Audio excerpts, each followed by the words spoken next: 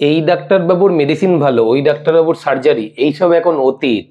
Medicine থেকে surgery পুরোটাই doctor Manojit সরকার। না, ব্যাপারটা সেরকম নয়। নিজে সার্জিক্যাল ফিল্ডের হয়ে ভিডিও পোস্ট করতে গিয়ে দেখা গেল যে অনেকজনই আর কি বলেছে যে মেডিসিন রিলেটেড ভিডিও বানাতে। তো সেই সূত্র ধরেই মেডিসিন রিলেটেড ভিডিও বানানো শুরু করেছে, এবং কিছু কিছু ক্ষেত্রে আমার মনে হয়েছে যে সার্জারির থেকেও মেডিসিনটা বেশি ইম্পর্টেন্ট হয়ে দাঁড়িয়েছে মানুষের কাছে। যাই হোক, আজকের ভিডিওটা খুব ইন্টারেস্টিং হতে চলেছে। তো without any further delay let's jump into the video. এর আগের দিনের আলোচনায় ছিল ম্যাগনেসিয়াম ডেফিসিয়েন্সিতে কি কি সিমটমস হয়ে থাকে। তো আজকে আমরা আলোচনা করব ভিটামিন ডি সম্পর্কে, এবং এখানে আমরা দেখে নেব যে ভিটামিন ডি আমাদের কি কি উপকারে এসে থাকে। এখন এই যে ভিটামিন ডি এর কথা বলছি বা ভিটামিন ডি3 কথা বলছি, এটা দুরকম ভাবে তৈরি হয়। আমাদের স্কিনে সানলাইটের এক্সপোজারে আমাদের সাবকিউটেনিয়াস পেশে মানে স্কিনের নিচে যে ভিটামিন ডি3টা তৈরি হয়ে থাকে তার নাম হলো কোলেক্যালসিফেরল।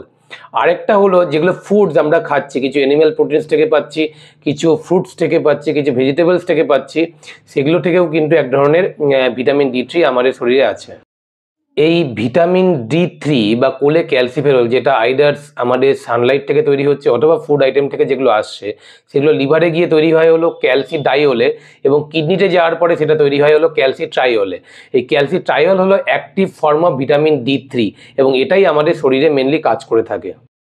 এখন এই ভিটামিন ডি3 আমাদের কি কি ভূমিকা পালন করে থাকে? চারটি ইম্পর্টেন্ট ভূমিকা যেটা ভিটামিন ডি3 পালন করে থাকে। ফার্স্টে হলো ভিটামিন ডি3 ক্যালসিয়াম অ্যাবজর্ব করে এবং আমাদের বোনের কোয়ালিটিটাকে মেনটেন করতে সাহায্য করে, বোনের হেলথটাকে ভালো রাখে, বোনকে মজবুত করতে সাহায্য করে থাকে। 2 নম্বর যেটা সবথেকে ইম্পর্টেন্ট কাজ, এই যে আমাদের ইমিউনিটির জন্য যে ইমিউন সেলসগুলো থাকে, সেই ইমিউন সেলসগুলোকে অ্যাক্টিভেট করতে সাহায্য করে এবং তাদের কর্মক্ষমতা অনেকটা বাড়িয়ে দেয় এবং আমাদের ইমিউনিটি বাড়াতে সাহায্য করে থাকে। এবং 2 নম্বর হলো অটো ইমিউন ডিজিজ থেকে কিন্তু আমাদেরকে রক্ষা করতে সাহায্য করে। 3 নম্বর হলো এই ভিটামিন ডি3 আরেকটা নাম হলো সানশাইন ভিটামিন। এটা আমাদের কি মুডটাকে ভালো করতে সাহায্য করে এবং ডিপ্রেশন থেকে কিন্তু আমাদের আটকে থাকে। এই জন্য ভিটামিন ডি মানে রেগুলার খাবারের মধ্যে থেকে সংগ্রহ করলে আমাদের মুডও ভালো থাকবে এবং আমরা ডিপ্রেশনের মধ্যে থেকে বেরিয়ে আসতে পারবো। 4 নম্বর যেটা সবথেকে ইম্পর্টেন্ট পয়েন্ট, সেটা হলো ভিটামিন ডি3 হার্টকে ভালো রাখতে সাহায্য করে, আমাদের প্রেশারটাকে নর্মালাইজ করে এবং প্রেশার নর্মালাইজের মাধ্যমে হার্টের বিভিন্ন প্রবলেম বা যে ইস্যুগুলো থাকে সেগুলোকে প্রিভেন্ট করতে কিন্তু সাহায্য করে থাকে। আমি যেই 4টে গুরুত্বপূর্ণ ভূমিকার কথা বললাম ভিটামিন ডি3কে নিয়ে, এটা দেখে বুঝতেই পাচ্ছেন যে ভিটামিন ডি3 আমাদের শরীরের জন্য কতটা ইম্পর্টেন্ট। তাই আমাদের অবশ্যই উচিত বিভিন্ন খাবারের মধ্য দিয়ে এই ভিটামিন ডি3টা যথোপযুক্তভাবে এবং রেকমেন্ডেড ডোজে ইনটেক করে থাকা। Vitamin D3 normal blood level কত? 20 থেকে 40 ন্যানোগ্রাম পার ml। তার মানে এটা মোটামুটি একটা রেঞ্জ, এই রেঞ্জের মধ্যে থাকলে হলো ভিটামিন ডি3 আমাদের বডির জন্য যথেষ্ট রয়েছে। কিন্তু যদি 20-র নিচে নেমে যায় কিংবা ধরুন কারো 40-এর উপর পার হয়ে যায়, তাহলে বুঝতে হবে ইনসাফিসিয়েন্ট বা ডেফিসিয়েন্ট হবে যদি 20-র নিচে নামে। আবার যদি 40-র অনেকটা উপরে উঠে যায় তাহলে বুঝতে হবে যে ভিটামিন ডি3 টক্সিসিটি হয়েছে, মানে ভিটামিন ডি3 এক্সেসিভ হয়ে গেছে, এবং তার জন্য কিছু কিছু সিমটমস থাকে। যদি আজকের ভিডিওতে এই ডেফিসিয়েন্ট এবং মানে এক্সেস ভিটামিন ডি3 নিয়ে আমরা আলোচনা করব না এখানে। যদি ভিটামিন ডি 20-র নিচে নামে কিন্তু 10-এর উপরে থাকে তাহলে সেটা mild deficiency of vitamin D বলবো। যদি 10-এর নিচে থাকে কিন্তু 5-এর উপরে থাকে তাহলে মডারেট ডেফিসিয়েন্সি, এবং 5-এর যদি নিচে নেমে যায় তাহলে কিন্তু সিভিয়ার ডেফিসিয়েন্সি। সেখানে কিন্তু ডেলি রেকমেন্ডেড ডোজের থেকে আমাদের এক্সট্রা ভিটামিন ডি3 ইনটেক করতে হবে। এখন এই daily intake of vitamin D কত হতে পারে?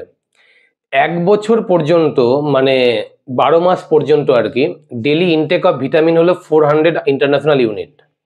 1 থেকে 70 বছর পর্যন্ত ডেলি ইনটেক হলো 600 ইন্টারন্যাশনাল ইউনিট, এবং 70 বছরের উপরে ডেলি ইনটেক হলো 800 ইন্টারন্যাশনাল ইউনিট। তবে এন্ডোক্রাইন সোসাইটি এবং মায়ো ক্লিনিকের গাইডলাইন অনুযায়ী ডেলি 1000 থেকে 2000 ইন্টারন্যাশনাল ইউনিট পর্যন্ত এই ভিটামিন ডি3 ইনটেক করা কিন্তু সেফ।